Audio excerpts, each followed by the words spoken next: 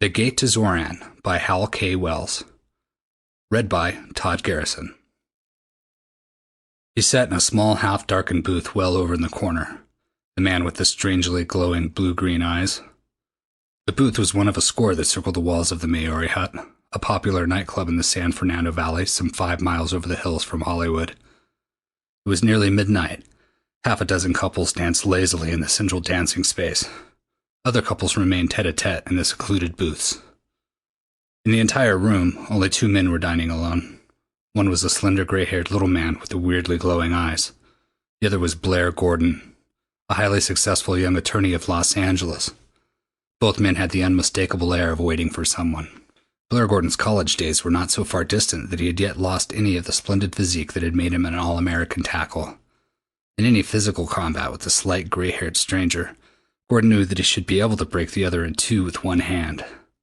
Yet, as he studied the stranger from behind the potted palms that screened his own booth, Gordon was amazed to find himself slowly being overcome by an emotion of dread so intense that it verged upon sheer fear. There was something indescribably alien and utterly sinister in that dimly seen figure in the corner booth.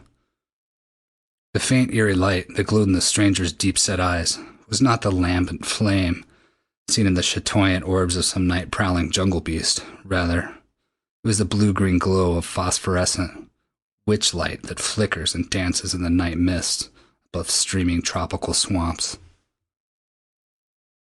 The stranger's face was as classically perfect in its rugged outline as that of a Roman war god, yet those perfect features seemed utterly lifeless.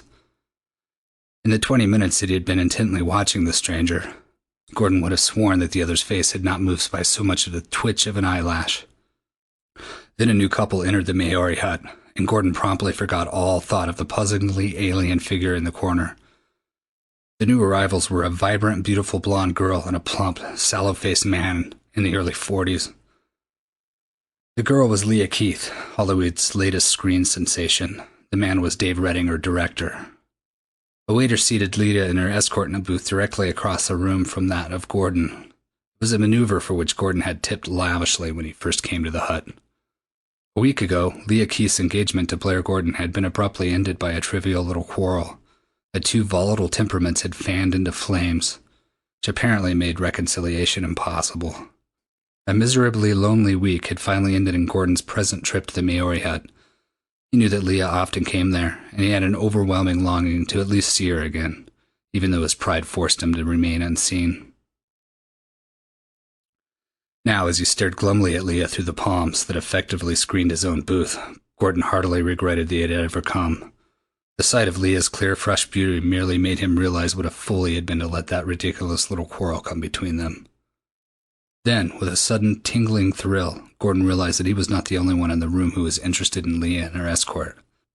Over in the half-darkened corner booth, the eerie stranger was staring at the girl with an intentness that made his weird eyes glow like miniature pools of shimmering blue-green fire. Again, Gordon felt that vague impression of dread, as though he were in the presence of something utterly alien to all human experience. Gordon turned his gaze back to Leah, and caught his breath sharply in sudden amaze. The necklace about Leah's throat was beginning to glow with the same uncanny blue-green light that shone in the stranger's eyes. Faint, yet unmistakable. The shimmering radiance pulsed from the necklace in an aura of nameless evil. And with the coming of that aura of weird light at her throat, a strange trance was swiftly sweeping over Leah. She sat there now as rigidly motionless as some exquisite statue of ivory and jet. Gordon stared at her in stark bewilderment. He knew the history of Leah's necklace. It was merely an oddity, and nothing more, a freak piece of costume jewelry made from fragments of an Arizona meteorite. Leah had worn the necklace a dozen times before, without any trace of the weird phenomena that were now occurring. Dancers again thronged to the floor to the blaring jazz of the Negro orchestra, while Gordon was still trying to force his whirling brain to a decision. He was certain that Leah was in deadly peril of some kind, yet the nature of that peril was too bizarre for his mind to imagine. Then the stranger with the glowing eyes took matters into his own hands. He left his booth and began threading his way through the dancers toward Leah. As he watched the progress of that slight gray-haired figure, Gordon refused to believe the evidence of his own eyes. The thing was too utterly absurd, yet Gordon was positive that the strong oak floor of the dancing space was visibly swaying and creaking beneath the stranger's mincing tread. The stranger paused at Leah's booth only long enough to utter a brief, low-voiced command. Then Leah, still in the grip of that strange trance, rose obediently from her seat to accompany him. Dave Redding rose angrily to intercept her. The stranger seemed to barely brush the irate director with his fingertips, yet Redding reeled back as though struck by a pile driver. Leah and the stranger started for the door. Redding scrambled to his feet again and hurried after them. It was then that Gordon finally shook off the stupor of utter bewilderment that had held him. Springing from his booth, he rushed after the trio. The dancers in his way delayed Gordon momentarily. Leah and the stranger were already gone when he reached the door. The narrow little entrance hallway to the hut was deserted, save for a figure sprawled there on the floor near the outer door. It was the body of Dave Redding. Gordon shuddered as he glanced briefly down at the huddled figure. A single mighty blow from some unknown weapon had crumpled the director's entire face in, like the shattered shell of a broken egg. Gordon charged out through the outer door just as a heavy sedan came careening out of the parking lot. He had a flashing glimpse of Leah and the stranger in the front seat of the big car. Gordon raced for his own machine, a powerful low-slung roadster. A single vicious jab at the starting button and the big motor leaped into roaring life. Gordon shot out from the parking lot onto the main boulevard. 100 yards away, the sedan was fleeing toward Hollywood. Gordon tramped hard on the accelerator. His engine snarled with the unleashed fury of 100 horsepower. The gap between the two cars swiftly lessened. Then the stranger seemed to become aware for the first time that he was being followed. The next second, the big sedan accelerated with the hurtling speed of a flying bullet. Gordon sent his own foot nearly to the floor. The roadster jumped to 80 miles an hour, yet the sedan continued to leave it remorselessly behind. The two cars started up the northern slope of the Cahuenga Pass, the sedan nearly 200 yards ahead and gaining all the time. Gordon wondered briefly if they were to flash down the other side of the pass and on into Hollywood at their present mad speed. Then, at the summit of the pass, the sedan swerved abruptly to the right and fled west along the Mulholland Highway. Gordon's tires screamed as he swerved the roadster in hot pursuit. The dark, winding mountain highway was nearly deserted at that hour of the night, save for an occasional automobile that swerved frantically to the side of the road to dodge the roaring onslaught of the racing cars. Gordon and the stranger had the road to themselves. The stranger seemed to no longer be trying to leave his pursuer hopelessly behind. He allowed Gordon to come within 100 yards of him, but that was as near as Gordon could get, in spite of the roadster's best efforts. Half a dozen times Gordon trod savagely upon his accelerator in a desperate attempt to close the gap, but each time the sedan fled with the swift grace of a scudding phantom. Finally, Gordon had to content himself with merely keeping his distance behind the glowing red taillight of the car ahead. They passed Laurel Canyon, and still the big sedan bored on to the west. Then finally, half a dozen miles beyond Laurel Canyon, the stranger abruptly left the main highway and started up a narrow private road, the crest of one of the lonely hills. Gordon slowly gained in the next 2 miles. When the road ended in a winding graveled driveway into the grounds of what was apparently a private estate, the roadster was scarcely a dozen yards behind. The stranger's features as he stood there stiffly erect in the vivid glare of the roadster's headlight were still as devoid of all expression as ever. The only things that really seemed alive in that mask of a face were the two eyes glowing eerie blue-green fire like twin entities of alien evil. Gordon wasted no time in verbal sparring. He motioned briefly to Leah Keith's rigid form in the front seat of the sedan. "Miss Keith is returning to Hollywood with me," he said curtly. "Will you let her go peacefully, or shall I?" He left the question unfinished, but its threat was obvious. "Or shall you do what?" asked the stranger quietly. There was an oddly metallic ring in his low, even tones. His words were so precisely clipped that they suggested some origin more mechanical than human. "Or shall I take Miss Keith with me by force?" Gordon flared angrily. "You can try to take the lady by force if you wish." There was an unmistakable jeering note in the metallic tones. The taunt was the last thing needed to unleash Gordon's volatile temper. He stepped forward and swung a hard left hook for that expressionless mask of a face, but the blow never landed. The stranger dodged with uncanny swiftness. His answering gesture seemed merely the gentlest possible push with an outstretched hand. Yet Gordon was sent reeling backward a full dozen steps by the terrible force of that apparently gentle blow. Recovering himself, Gordon grimly returned to the attack. The stranger again flung out one hand in contemptuous gesture, which one would brush away, a troublesome fly. But this time Gordon was more cautious. He neatly dodged the stranger's blow and then swung a vicious right squarely for his adversary's unprotected jaw. The blow smashed solidly home with all of Gordon's weight behind it. The stranger's jaw buckled and gave beneath that shattering impact. Then abruptly his entire face crumpled into distorted ruin. Gordon staggered back a step in sheer horror at the gruesome result of his blow.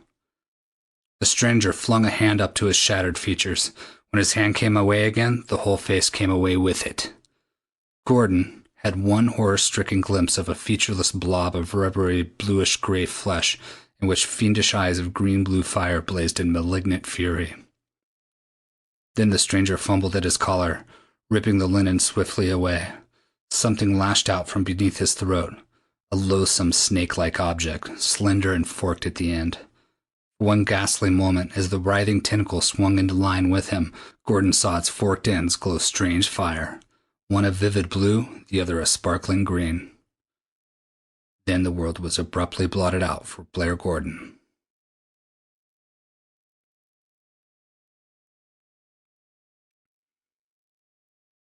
Consciousness returned to Gordon as swiftly and painlessly as it had left him. For a moment he blinked stupidly in a dazed effort to comprehend the incredible scene before him. He was seated in a chair over near the wall of a large room that was flooded with livid red light from a single globe overhead.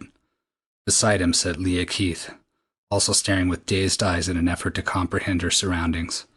Directly in front of them stood a figure of stark nightmare horror. The weirdly glowing eyes identified the figure as that of the stranger at the Maori hut. But there every point of resemblance ceased. Only the cleverest of facial masks and body padding could have ever enabled this monstrosity to pass unnoticed in a world of normal human beings.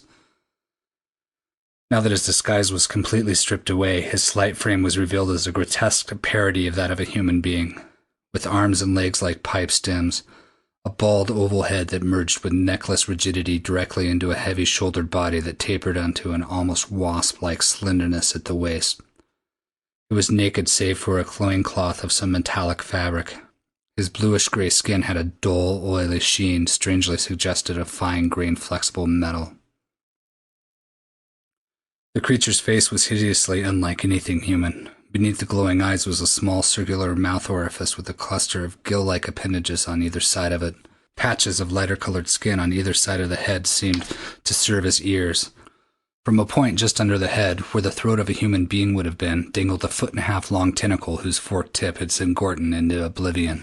Behind the creature, Gordon was dimly aware of a maze of complicated and utterly unfamiliar apparatus ranged along the opposite wall, giving the room the appearance of being a laboratory of some kind. Gordon's obvious bewilderment seemed to amuse the bluish-gray monstrosity. "May I introduce myself?" he asked with a mocking note in his metallic voice. "I am Arlok of Xoran. I am an explorer of space, and more particularly an opener of gates. My home is upon Xoran, which is one of the 11 major planets that circle about the giant blue-white sun that your astrologers call Rigel. I am here to open the gate between your world and mine." Gordon reached a reassuring hand over to Leah. All memory of their quarrel was obliterated in the face of their present peril. He felt her slender fingers twine firmly with his. The warm contact gave them both new courage. "We of Xoran need your planet and intend to take possession of it," Arlok continued.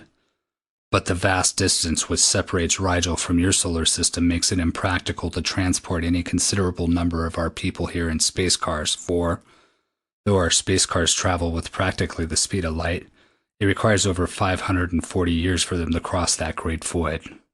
So I was sent as a lone pioneer to your Earth to do the work necessary here in order to open the gate that will enable Xoran to cross the barrier in less than a minute of your time." That gate is one through the fourth dimension, for Xoran and your planet in a four-dimensional universe are almost touching each other, in spite of the great distance separating them in a three-dimensional universe. We of Xoran, being three-dimensional creatures like you Earthlings, cannot exist on a four-dimensional plane, but we can, by the use of the apparatus to open a gate, pass through a thin sector of the fourth dimension and emerge in a far distant part of our three-dimensional universe.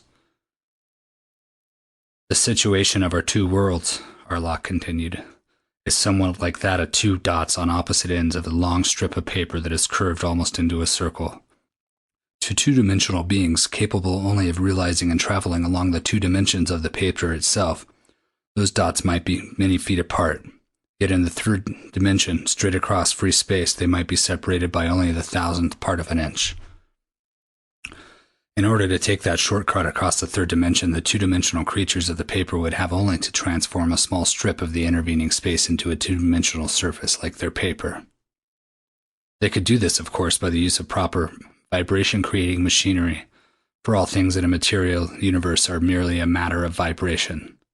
We of Xoran plan to cross the barrier of the fourth dimension by creating a narrow strip of vibrations powerful enough to exactly match and nullify those of the fourth dimension itself. The result will be that this narrow strip will temporarily become an area of three dimensions only, an area over which we can safely pass from our world to yours. Arlok indicated one of the pieces of apparatus along the opposite wall of the room. It was an intricate arrangement of finely wound coils with wires leading to scores of needle-like points, which constantly shimmered and crackled with tiny blue-white flames. Thick cables ran to a bank of concave reflectors of some gleaming grayish material. There is the apparatus which will supply the enormous power necessary to nullify the vibrations of the fourth-dimensional barrier, Arlok explained. It is a condenser, an adapter of the cosmic force that you call the Millikan rays. In Xoran, a similar apparatus is already set up and finished, but the gate can only be opened by simultaneous actions from both sides of the barrier. That is why I was sent on my long journey through space to do the necessary work here. I am now nearly finished. A very few hours more will see the final opening of the gate. Then the fighting hordes of Xoran can sweep through the barrier and overwhelm your planet. When the gate from Xoran to a new planet is first opened, Arlok continued, our scientists always like to have at least one pair of specimens of the new world's inhabitants sent through to them for experimental use. So tonight, while waiting for one of my final castings to cool, I improved the time by making a brief raid upon the place that you call the Maori hut. The lady here seemed an excellent type of your earthling women, and the meteoric iron in her necklace made a perfect focus for electric hypnosis. Her escort was too inferior a specimen to be of value to me, so I killed him when he attempted to interfere. When you gave chase, I lured you on until I could see whether you might be usable. You proved an excellent specimen, so I merely stunned you. Very soon I shall be ready to send the two of you through the gate to our scientists in Xoran. A cold wave of sheer horror swept over Gordon. It was impossible to doubt the stark and deadly menace promised in the plan of this grim visitor from an alien universe, a menace that loomed not only for Gordon and Leah, but for the teeming millions of a doomed and defenseless world. Let me show you Xoran, Arlok offered. Then you may be better able to understand. He turned his back carelessly upon his two captives and strode over to the apparatus along the opposite wall. Gordon longed to hurl himself upon the unprotected back of the retreating Xoranian, but he knew that any attempt of that kind would be suicidal. Arlok's deadly tentacle would strike him down before he was halfway across the room. He searched his surroundings with desperate eyes for anything that might serve as a weapon. Then his pulse quickened with a sudden hope. There on a small table near Leah was the familiar bulk of a .45 caliber revolver, loaded and ready for use. It was included in a miscellaneous collection of other small earthly tools and objects that Arlok had apparently collected for study. There was an excellent chance that Leah might be able to secure the gun unobserved. Gordon pressed her fingers in a swift attempt at signaling, then jerked his head ever so slightly toward the table. A moment later, the quick answering pressure of Leah's fingers told him that she had understood his message. From the corner of his eye, Gordon saw Leah's other hand begin cautiously groping behind her for the revolver. Then both Gordon and Leah froze in sudden immobility as Arlok faced them again from beside an apparatus slightly reminiscent of an earthly radio set. Arlok threw a switch, and a small bank of tubes glowed pale green. A yard-square plate of The bluish-gray metal on the wall above the apparatus glowed with milky fluorescence. "It is easy to penetrate the barrier with light waves," Arlok explained. "That is a gate that can be readily opened from either side. It was through it that we first discovered your Earth." Arlok threw a rheostat on, to more power. The luminous plate cleared swiftly. "And there, Earthlings, is Xoran," Arlok said proudly. Lee and Gordon gasped in sheer amaze as the glowing plate became a veritable window into another world, a world of utter and alien terror. The livid light of giant red sun blazed mercilessly down on a landscape from which every vestige of animal and plant life had apparently been stripped. Naked rocks and barren soil stretched illimitably to the far horizon in a vast monotony of utter desolation. Arlok twirled the knob of the apparatus, and another scene flashed into view. In this scene, great gleaming squares and cones of metal rose in towering clusters from the starkly barren land. Hordes of creatures like Arlok swarmed in and around the metal buildings. Giant machines whirled countless wheels in strange tasks. From 1,000 great needle-like projections on the buildings spurted shimmering sheets of crackling flame, bathing the entire scene in a whirling mist of fiery vapors. Gordon realized dimly that he must be looking into one of the cities of Xoran, but every detail of the chaotic whirl of activity was too utterly unfamiliar to carry any real significance to his bewildered brain. He was as hopelessly overwhelmed as an African savage would be if transported suddenly into the heart of Times Square. Arlok again twirled the knob. The scene shifted, apparently to another planet. This world was still alive, with rich verdure and swarming millions of people strangely like those of Earth, but it was a doomed world. The dread gate to Xoran had already been opened there. Legions of bluish-gray Xoranians were attacking the planet's inhabitants, and the attack of those metallic hosts was irresistible. The slight bodies of the Xoranians seemed as impervious to bullets and missiles as though armor-plated. The frantic defense of the beleaguered people of the doomed planet caused hardly a casualty in the Xoranian ranks. The attack of the Xoranians was hideously effective. Clouds of dense yellow fog belched from countless projectors in the hands of the bluish-gray hosts, and beneath that deadly miasma, all animal and plant life on the doomed planet was crumbling, dying, and rotting into a liquid slime. Then even the slime was swiftly obliterated, and the Xoranians were left triumphant upon a world starkly desolate. That was one of the minor planets in the swarm that make up the solar system of the sun that your astronomers call Canopus, Arlok explained. Our first task in conquering a world is to rid it of the unclean surface scum of animal and plant life. When this noxious surface mold is eliminated, the planet is then ready to furnish us sustenance, for we Xoranians live directly upon the metallic elements of the planet itself. Our bodies are of a substance of which your scientists have never even dreamed. Deathless, invincible, living metal. Arlok again twirled the control of the apparatus, and the scene was shifted back to the planet of Xoran, this time to the interior of what was apparently a vast laboratory.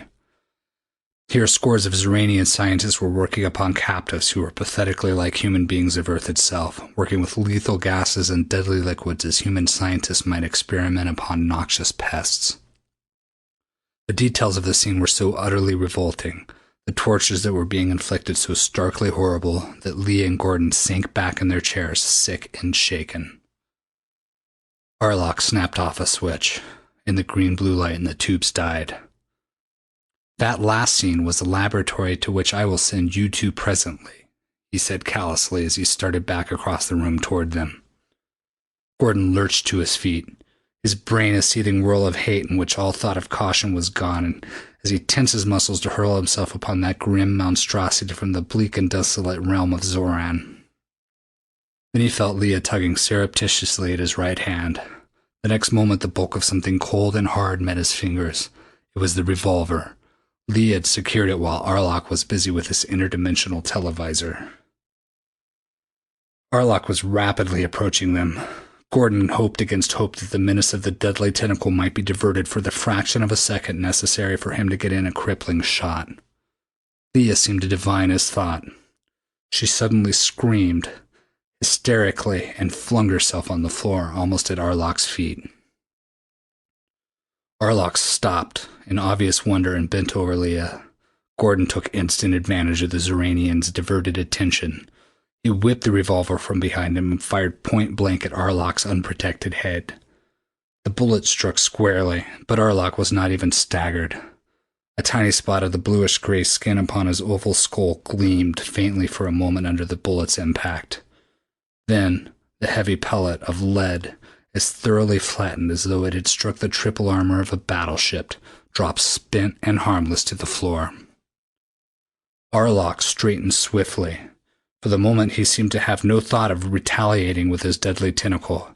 He merely stood there quite still, with one thin arm thrown up to guard his glowing eyes. Gordon sent the remainder of the revolver's bullet crashing home as fast as his finger could press the trigger. At that murderously short range, the smashing rain of lead should have dropped a charging gorilla. But for all the effect Gordon's shots had upon the Xoranian, his ammunition might as well have been pellets of paper. Arlok's glossy hide merely glowed momentarily in tiny patches as the bullet struck and flattened harmlessly. And that was all. His last cartridge fired, Gordon flung the empty weapon squarely at the blue monstrosity's hideous face. Arlok made no attempt to dodge. The heavy revolver struck him high on the forehead, then rebounded harmlessly to the floor. Arlok paid no more attention to the blow than a man would to the casual touch of a wind-blown feather. Gordon desperately flung himself forward upon the Xoranian in one last mad effort to overwhelm him. Arlok dodged Gordon's wild blows, then gently swept the Earthman into the embrace of his thin arms. For one helpless moment, Gordon sensed the incredible strength and adamantine hardness of the Xoranian's slender figure, together with an overwhelming impression of colossal weight in that deceptively slight body. Then Arlok contemptuously flung Gordon away from him. As Gordon staggered backwards, Arlok's tentacle lashed upward and leveled upon him. Its twin lips again glowed brilliantly green and livid blue. Instantly, every muscle in Gordon's body was paralyzed. He stood there as rigid as a statue, his body completely deadened from the neck down. Beside him stood Leah, also frozen motionless in that same weird power. "Earthling, you are beginning to try my patience," Arlok snapped. "Can you not realize that I am utterly invincible in any combat with you? The living metal of my body weighs over 1,600 pounds as you measure weight. The strength inherent in that metal is sufficient to tear 100 of your Earthmen to shreds. But I do not even have to touch you to vanquish you. The electrical content of my bodily structure is so infinitely superior to yours that with this tentacle organ of mine, I can instantly short-circuit the feeble currents of your nerve impulses and bring either paralysis or death as I choose." "But enough of this," Arlok broke off abruptly. "My materials are now ready, and it is time that I finished my work. I shall put you out of my way for a few hours until I am ready to send you through a gate to the laboratories of Xoran." The green and blue fire of the tentacle's tips flamed to dazzling brightness. The paralysis of Gordon's body swept swiftly over his brain. Black oblivion engulfed him. When Gordon again recovered consciousness, he found that he was lying on the floor of what was apparently a narrow hall, near the foot of a stairway. His hands were lashed tightly behind him, and his feet and legs were so firmly pinioned together that he could scarcely move. Beside him lay Leah, also tightly bound. A short distance down the hall was the closed door of Arlok's workroom, recognizable by the thin line of red light gleaming beneath it. Moonlight through a window at the rear of the hall made objects around Gordon faintly clear. He looked at Leah and saw tears glistening on her long lashes. "Oh, Blair, I was afraid you'd never waken again," the girl sobbed. "I thought our fiend had killed you." Her voice broke hysterically. "Steady, darling," Gordon said soothingly. "We simply can't give up now. You know, if that monstrosity ever opens that accursed gate of us, our entire world is doomed. There must be some way to stop him. We've got to find that way and try it, even if it seems only one forlorn chance in a million." Gordon shook his head to clear the numbness still lingering from the effect of Arlok's tentacle. The Xoranian seemed unable to produce a paralysis of any great duration with his weird natural weapon. Accordingly, he had been forced to bind his captives like two trussed fowls while he had returned to his labors. Lying close together as they were, it was a comparatively easy matter for them to get their bound hands within reach of each other. But after 15 minutes of vain work, Gordon realized that any attempt of untying the ropes was useless. Arlok's prodigious strength had drawn the knots so tight that no human power could ever loosen them. Then, Gordon suddenly thought of one thing in his pockets that might help them. It was a tiny cigarette lighter, of the spring trigger type. It was in his vest pocket, completely out of reach of his bound hands, but there was a way out of that difficulty. Gordon and Leah twisted and rolled their bodies like two contortionists until they succeeded in getting into such a position that Leah was able to get her teeth in the cloth of the vest pocket's edge. A moment of desperate tugging, then the fabric gave way. The lighter dropped from the torn pocket to the floor, where Leah retrieved it. Then they twisted their bodies back to back. Leah managed to get the lighter flaming in her bound hands. Gordon groped in an effort to guide the ropes on his wrists over the tiny flickering flame. Then there came the faint, welcome odor of smoldering rope as the lighter's tiny flame bit into the bonds. Gordon bit his lips to suppress a cry of pain as the flame seared into his skin as well. The flame bit deeper into the rope. A single strand snapped. Then another strand gave away. To Gordon, the process seemed endless as the flame scorched rope and flesh alike. A long minute of lancing agony that seemed hours, then Gordon could stand no more. He tensed his muscles in one mighty, agonized effort to end the torture of the flame. The weakened rope gave way completely beneath that pain-maddened lunge. Gordon's hands were free. It was an easy matter now to use the lighter to finish freeing himself and Leah. They made their way swiftly back to the window at the rear of the hall. It slid silently upward. A moment later, they were out in the brilliant moonlight. Free. They made their way around to the front of the house. Behind the drawn shades of one of the front rooms, an eerie glow of red light marked the location of Arlok's workroom. They heard the occasional clink of tools inside the room as the Xoranian diligently worked to complete his apparatus. They crept stealthily up to where one of the French windows of Arlok's workroom swung slightly ajar. Through the narrow crevice they could see Arlok's grotesque back as he labored over the complex assembly of apparatus against the wall. A heavy stone flung through the window would probably wreck that delicate mechanism completely. Yet as the two watchers knew that such a respite would be only a temporary one, as long as Arlok remained alive on this planet to build other gates to Xoran, Earth's eventual doom was certain. Complete destruction of Arlok himself was Earth's only hope of salvation. The Xoranian seemed to be nearing the end of his labors. He left the apparatus momentarily and walked over to a workbench where he picked up a slender, rod-like tool. Donning a heavy glove to shield his left hand, he selected a small plate of bluish-gray metal, then pressed a switch in the handle of the tool in his right hand. A blade of blinding white flame, seemingly as solid as a blade of metal, spurted for the length of a foot from the tool's tip. Arlok began cutting the plate with the flame, the blade shearing through the heavy metal as easily as a hot knife shears through butter. The sight brought a sudden surge of exultant hope to Gordon. He swiftly drew Leah away from the window, far enough to decide that their low-voiced conversation could not be heard from inside the workroom. "Leah, there is our one chance," he explained excitedly. "That blue fiend is vulnerable, and that flame tool of his is the weapon to reach his vulnerability. Did you notice how careful he was to shield his other hand with a glove before he turned the tool on? He can be hurt by that blade of flame, and probably hurt badly." Leah nodded in quick understanding. "If I could lure him out of the room for just a moment, you could slip in through the window and get that flame tool, Blair," she suggested eagerly. "That might work," Gordon agreed reluctantly. "But Leah, don't run any more risks than you absolutely have to." He picked up a small rock. "Here, take this with you. Open the door into the hall and attract Arlok's attention by throwing the rock at his precious apparatus. Then, the minute he sees you, try to escape out through the hall again. He'll leave his work to follow you.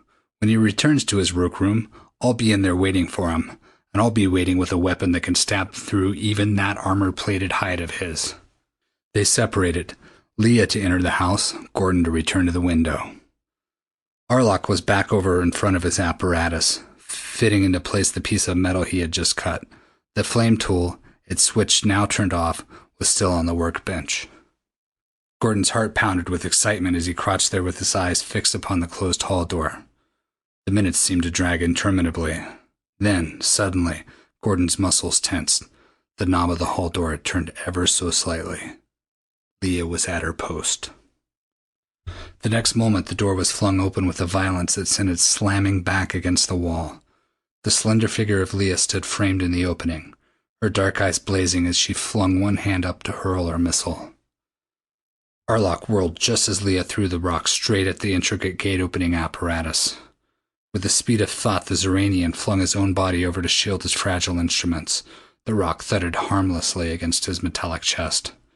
Then, Arlok's tentacle flung out like a striking cobra, its forked tip flaming blue and green fire as it focused upon the open door. But Leah was already gone. Gordon heard her flying footsteps as she raced down the hall. Arlok promptly sped after her in swift pursuit. As Arlok passed through the door in the hall, Gordon flung himself into the room and sped straight for the workbench. He snatched the flame tool up, then darted over to the wall by the door. He was not a second too soon. The heavy tread of Arlok's return was already audible in the hall just outside.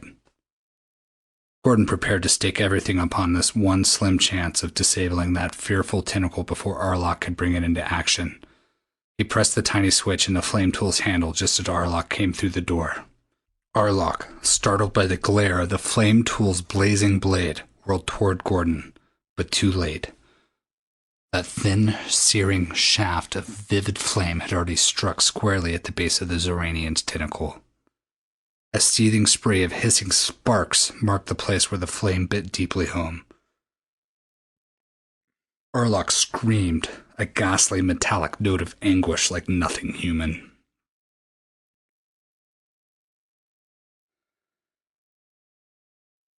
The Xoranian's powerful hands clutched at Gordon, but he leaped lithely backward out of their reach. Then Gordon again attacked, the flame tool's shining blade licking in and out like a rapier. The seething flame swept across one of Arlok's arms, and the Xoranian winced. Then the blade stabbed swiftly at Arlok's waist. Arlok half doubled as he flinched back. Gordon shifted his aim with lightning speed and sent the blade of flame lashing in one accurate, terrible stroke that caught Arlok squarely in the eyes. Again, Arlok screamed in intolerable agony as that tearing flame darkened forever his glowing eyes. In berserker fury, the tortured Xoranian charged blindly toward Gordon. Gordon warily dodged to one side. Arlok, sightless, and with his tentacle crippled, still had enough power in that mighty metallic body of his to tear 100 Earthmen to pieces. Gordon stung Arlok's shoulder with the flame, then desperately leaped to one side just in time to dodge a flailing blow that would have made pulp of his body had it landed. Arlok went stark wild in his frenzied efforts to come to grips with his unseen adversary. Furniture crashed and splintered to kindling wood beneath his threshing feet. Even the stout walls of the room shivered and cracked as the incredible weight of Arlok's body caromed against them. Gordon circled lithely around the crippled blue monstrosity like a timber wolf circling a wounded moose. He began concentrating his attack upon Arlok's left leg. Half a dozen deep slashes with the searing flame. Then suddenly, the thin leg crumpled and broke. Arlok crashed helplessly to the floor. Gordon was now able to shift his attack to Arlok's head. Dodging the blindly flailing arms of the Xoranian, he stabbed again and again that oval-shaped skull. The searing thrusts began to have their effects. Arlok's convulsive movements became slower and weaker. Gordon sent the flame stabbing in a long, final thrust in an attempt to pierce through that alien metal brain. With startling suddenness, the flame burned its way home to some unknown center of life force in the oval skull. There was a brief but appalling gush of bright purple flame from Arlok's eye sockets and mouth orifice. Then his twitching body stiffened. His bluish-gray hide darkened with incredible swiftness to a dull black. Arlok was dead. Gordon, sickened at the grisly ending of the battle, snapped off the flame tool and turned to search for Leah. He found her already standing in the hall door, alive and unhurt. I escaped through the window at the end of the hall, she explained. Arlock quit following me as soon as he saw that you, too, were gone from where he had left us tied. She shuddered as she looked down at Xoranian's mangled body. I saw most of your fight with him, Blair. It was terrible. Awful. But Blair, we've won. Yes, and now we'll make sure the fruits of our victory, Gordon said grimly, starting over toward the gate-opening apparatus with the flame tool in his hand. A very few minutes' work with the shearing blade of the flame reduced the intricate apparatus to a mere tangled pile of twisted metal. Arlock, gate opener of Xoran, was dead, and the gate to that grim planet was now irrevocably closed. Blair, do you feel it too? That eerie feeling of countless eyes still watching us from Xoran? There was frank awe in Leah's half-whispered question. You know, Arlock said that they had watched us for centuries from their side of the barrier. I'm sure they're watching us now. Will they send another opener of gates to take up the work where Arlock failed? Gordon took Leah into his arms. I don't know, dear, he admitted gravely. They may send another messenger, but I doubt it. This world of ours has had its warning, and it will heed it. The Watchers on Xoran must know that in the 540 years it would take their next messenger to get here, the Earth will have had more than enough time to prepare an adequate defense for even Xoran's menace.